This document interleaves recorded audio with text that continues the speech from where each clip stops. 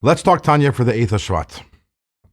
Yesterday, we spoke about God's speech, which is the creative power in all of creation.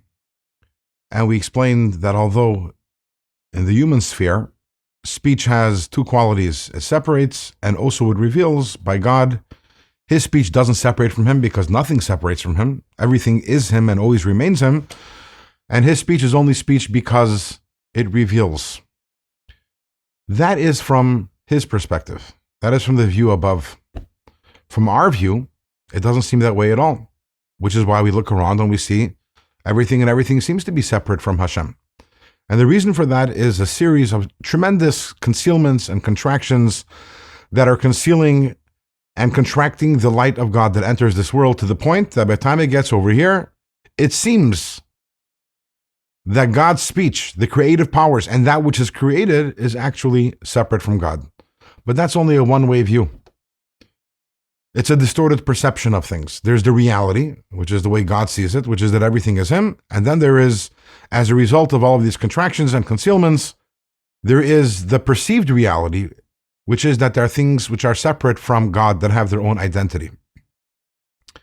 And this is a huge idea, a huge concept in Chassidus in general, is that we're not really trying to change anything.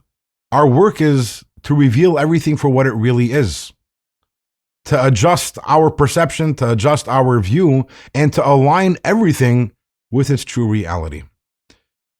This wraps up our discussion about Achdus Hashem, the unity of Hashem. By now we understand what is the unity of Hashem, that there is nothing but Hashem at all. Everything that exists is only a product of God's speech, and it's not a product which is an independent product which has existence of its own, but rather it is being existed at every moment by God, pushed into existence, so it doesn't have independent existence. Everything ultimately is God. Nothing is separate from God. But it seems otherwise. Achdus Hashem, the unity of God, is our ability to tune into the reality and to tune out the concealments and the distortions and be able to see everything for what it really is.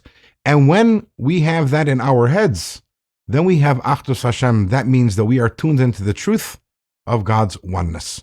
That was the last two chapters.